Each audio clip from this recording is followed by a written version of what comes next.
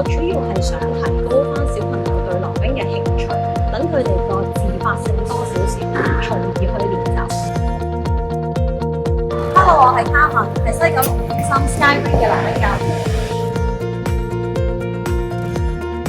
細個嘅時候咧，其實係第一次係同朋友仔嚟溜冰，咁嗰次個感覺係幾 worse 嘅，因為嗰次係冇人教嘅，都係少少嘅碰撞啦，會跌到瘀咗。咁去到第二次再有朋友仔約我玩嘅時候咧，跟住我媽咪就話不如你去學咗，跟住你先至再去玩啦。如果唔係受傷就唔好啦。我就開始學溜冰。攞個咩獎啊？最近嘅喺過去8月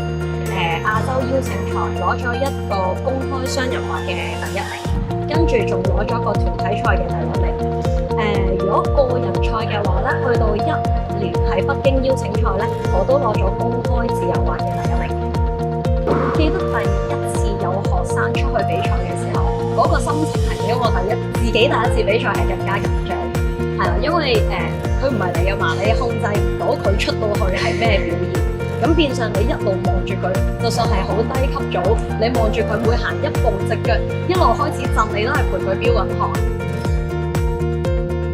一嚟係因材施教啦，即係望下小朋友有咩資質，然後就再俾啲咩佢。咁就唔係個個小朋友都受到好大壓力嘅，有好多小朋友特別係嚟玩嘅小朋友咧，佢1個禮拜1堂都只係課外活動嘅成績，其實係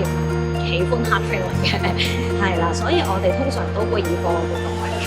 咁但係咧，至於你話要去到比賽啊好叻嗰啲咧，通常一般係會同個家長溝通先。如果佢有時間可以俾小朋友嚟練多啲，亦都想喺佢個課外活動本身有少少成就嘅話咧，我哋先至會再點樣加操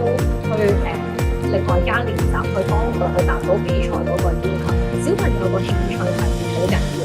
佢只要想玩咧，咁佢自然會去練習。如果佢唔想玩咧，你逼佢企喺度咯，啲動作咧都會做得唔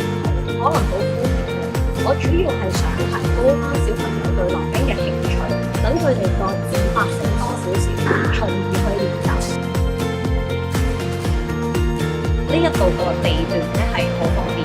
係啦，因為呢度有地鐵站啦，又有商場啦，咁溜冰之後又喺附近食嘢啊，同埋玩啊都好方便。因為嗰陣細個啊嘛，附近有嘢玩係好嘅，係啦。咁去到大個點解喺呢度教咧？主要就真係情意結合，因為我就一路都係喺呢一度學嘅，咁然後大個咗覺得呢一度個感覺都好好。